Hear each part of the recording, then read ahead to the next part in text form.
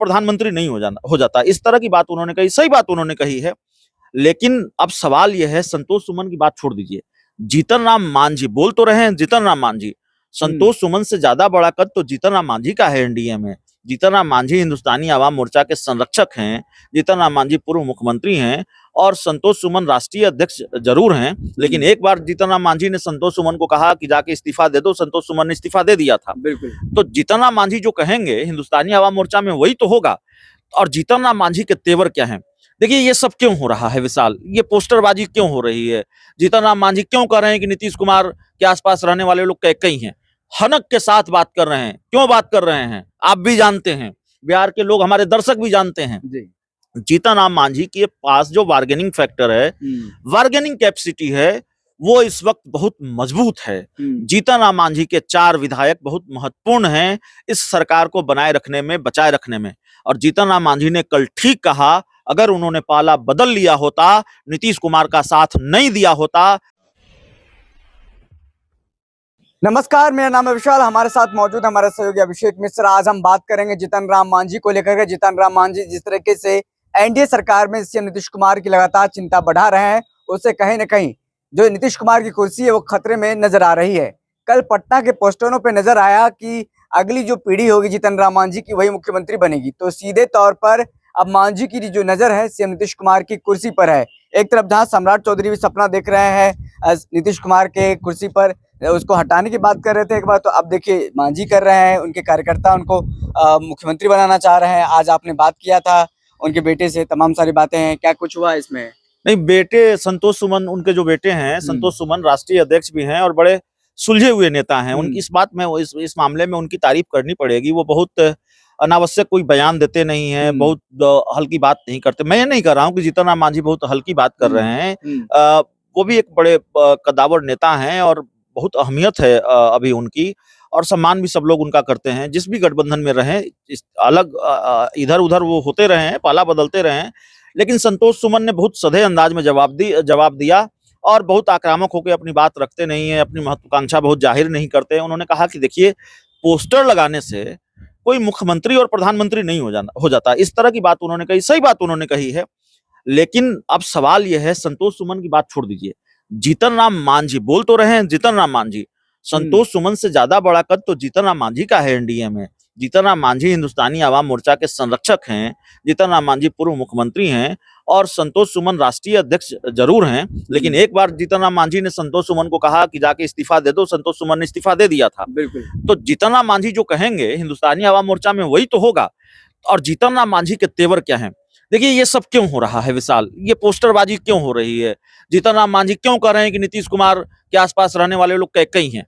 हनक के साथ बात कर रहे हैं। क्यों बात कर रहे हैं? आप भी जानते हैं, बिहार के लोग, हमारे दर्शक भी जानते हैं। जीतन राम मांझी के पास जो बार्गेनिंग फैक्टर है, बार्गेनिंग कैपेसिटी है, वो इस वक्त बहुत मजबूत है। जीतन राम मांझी के 4 विधायक बहुत महत्वपूर्ण हैं इस सरकार को बनाए रखने में, बचाए रखने में। और जीतन राम मांझी ने कल ठीक कहा, अगर उन्होंने पाला बदल लिया होता, नीतीश कुमार का साथ नहीं दिया होता, तो फिर ये सरकार शायद न बची होती, खेल दूसरा हो गया होता। तो जीतन राम मांझी को कभी नीतीश कुमार ने मुख्यमंत्री बनाया था, लेकिन जीतन राम मांझी ने वो कर्ज, वो एहसान या उस बात का बदला चुका दिया है। जीतन राम मांझी ने नीतीश कुमार ने जीतन राम मांझी को अपनी कुर्सी दी थी। जीतन राम मांझी ने नीतीश कुमार की कुर्सी बचाकर वो बदला चुका दिया है। कर्ज यही बात तकरीबन जीतन राम मांझी कह भी रहे थे। अब जीतन राम मांझी नीतीश के करीबी लोगों पर हमलावर हैं। देखिए, करीबी लोग कौन हैं? तो कई शब्द का इस्तेमाल वो कर रहे थे। एक व्यक्ति का नाम वो तो लगातार लेते रहे हैं, विजय चौधरी का नाम वो लगातार लेते रहे हैं कि हमको विजय चौधरी के पास नीतीश कुमार ने भेज दिया था कि भाई विजय बाबू से बात कर लीजिए, आप अपनी पार्टी का विलय करेंगे कि नहीं करेंगे, उनको बता दीजिएगा। कई इंटरव्यू में जीतन राम मांझी ने ये सारी कहानी बताई है और फिर उन्होंने कहा है कि भाई देखिए, हमको बहुत बुरा लगता था, विजय चौधरी हमारे जूनियर हैं, उनसे हम जाके बात करते थे, क्या करेंगे, इस तरह की बात जीतन राम मांझी करते रहे। तो अब जीतन राम मांझी को लगता है कि जो हुआ वो हुआ, पहले क्या हुआ, अब हमारी स्थिति क्या है।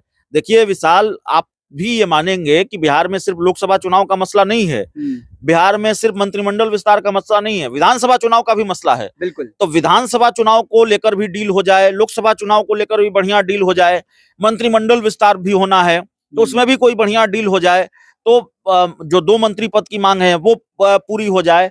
तो जीतन राम मांझी अपनी बार्गेनिंग कैपेसिटी को पहचान रहे हैं, वो जान रहे हैं कि हमारी इस वक्त हैसियत क्या है सरकार में, हम कितने जरूरी हैं, और इसी जरूरत को देखते हुए वो बार्गेनिंग कर रहे हैं, प्रेशर बढ़ा रहे हैं कि भाई मंत्री पद 2 मिलना चाहिए, लोकसभा चुनाव में सीटें ठीक ठाक मिल जाए, 1 सीट की बात कही जा रही है, विधानसभा चुनाव को लेकर भी थोड़ा आश्वासन मिले, तो ये सारी चीजें हैं। तो क्या लगता है जिस तरीके से फ्लोर टेस्ट के दौरान उन्होंने पाला नहीं बदला, तो क्या अब भी पाला नहीं बदलेंगे, ऐसा कोई गारंटी दे सकते हैं? जिस तरीके पाला नहीं बदलेंगे, जीतन राम मांझी के बारे में क्या आप नीतीश कुमार के बारे में गारंटी दे सकते हैं कि वो पाला नहीं बदलेंगे, जबकि वो कह रहे हैं कि अब इधर उधर नहीं होंगे? पाला कौन नहीं बदलता राजनीति में, और पाला कौन बदलेगा, इसकी कोई गारंटी है? बिहार में अभी लोकसभा के चुनाव होने हैं, विधानसभा के चुनाव होने हैं, और चुनाव में तो पाला बदलने का खेल खूब होता है। तो पाला बदलने को लेकर भाई नहीं, हम गारंटी नहीं दे सकते हैं जीतन राम मांझी पाला बदलेंगे कि नहीं बदलेंगे। नीतीश कुमार को लेकर जिस तरह से भाजपा भी गारंटी नहीं दे रही है। देखिए, जाते जाते एक बात हम जरूर कहेंगे आखिरी में, जीतन राम मांझी का तेवर बहुत डरा रहा होगा बीजेपी जेडीयू को। आने वाले दिनों में सरकार पर संकट जीतन राम मांझी को लेकर ही होगा, तो वो हमेशा प्रेशर बढ़ाए रखेंगे। बिल्कुल, तो देखा आपने किस तरीके से जीतन राम मांझी एक बिहार की राजनीति में हलचल पैदा कर देता है, ऐसा बयान देते हैं, इससे हम नीतीश कुमार की कुर्सी लगता है खतरे में हो गई है। फिलहाल इस खबर में इतना ही, बहुत बहुत शुक्रिया।